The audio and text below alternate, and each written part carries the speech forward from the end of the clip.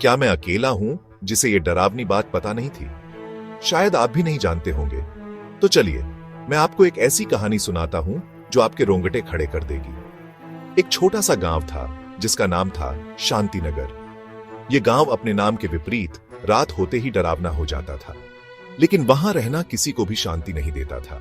गांव के लोग कहते थे कि रात के समय अजीब घटनाएं होती थीं। लोग कहते थे कि रात के 12 बजे के बाद वहां कुछ अजीब होता था। जैसे ही घड़ी की सुई 12 पर पहुंचती, हवाओं में एक अजीब सी सरसराहट सुनाई देती। एक रात रवि नाम का लड़का अपने दोस्तों के साथ एक कहानी सुन रहा था। यह कहानी गांव के सबसे बुजुर्ग व्यक्ति द्वारा सुनाई जा रही थी। कहानी थी एक पुरानी हवेली की जो गांव के किनारे पर थी। यह हवेली अब खंडहर बन चुकी थी और लोग वहां जाने से डरते थे। कहते थे कि वहां कोई आत्मा वास करती है। यह आत्मा उन लोगों की थी जो वहां पहले रहते थे और अब भी वहां भटकते हैं।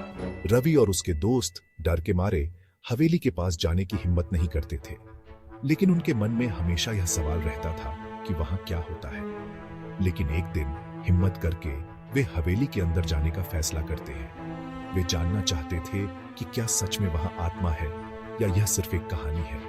जैसे ही वे हवेली के पास पहुंचे, दरवाजे अपने आप खुल गए। यह देखकर वे और भी ज्यादा डर गए, लेकिन उन्होंने हिम्मत नहीं हारी।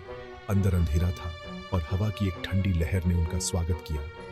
हवेली के अंदर का माहौल बहुत ही डरावना था। अचानक एक जोरदार आवाज सुनी। यह आवाज इतनी तेज थी कि उनके दिल की धड़कन तेज हो गई। उनके दिल की धड़कन तेज हो गई। वे समझ नहीं पा रहे थे कि यह आवाज कहां से आई थी और क्या हो रहा था। वे दरवाजे की तरफ भागे, लेकिन दरवाजा बंद हो चुका था।